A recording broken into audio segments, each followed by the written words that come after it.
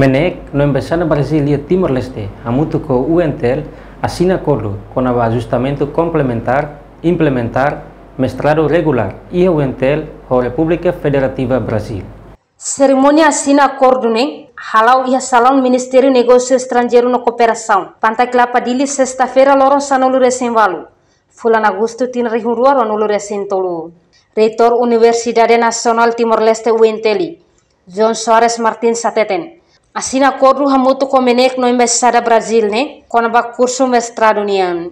O falamos com Ministério do Negócio Estrangeiro, com a Embaixada Brasil, na nossa UNTEL, particularmente nas zonas embaixadores que explicam a língua portuguesa, com um mestrado em letras, especificamente em educação, serviço de preparação que eu obteve, agora curso na Havuana, com 33 estudantes nesse momento, quer dizer, desde junho.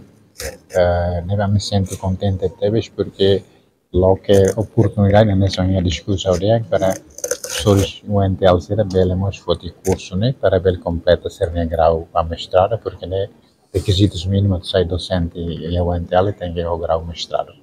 Então, em vez de ter o que é valor barato, então se revela aproveita estuda mestrado e UNTEL que é o custo barato, basic família, ambiente dia que também bela ajuda e em termos de custos e de gasto sambara quando é que 33 pessoas valeu talvez gasta barato do que se escola lá. Aí nós promove em termos de programa pós-graduação, mestrado, doutoramento e a UNTEL para não e também a universidade de papel e a área ensino pesquisa serviço comunitário bem lá o dia que a área pesquisa então precisa tem que a força pós-graduação tem me lembro que também bem investe em área pesquisa porque pós-graduação com programa mestrado ou doutoramento exige pesquisa mais rigoroso comparando com a curso de nível de licenciatura.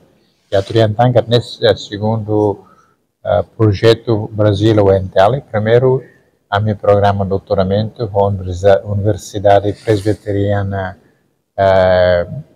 Mackenzie, que é o doutoramento internacional e 13 candidatos, estudantes, serão lá no curso e meus cursos no dia, tanto mestrado, doutoramento e envolvimento de professores timoruanos e o processo de lecionação. Então, e a partilha de conhecimento entre professores timorenses e nós, professores brasileiros. Não participa e a cerimônia assina acordo, né? Mas Ministro do Negócio Estrangeiro na Cooperação, Reitor UNTEL, no Embaixador Brasil e a Timor-Leste. Reportagem Olívio Silva, Televisão Timor-Post.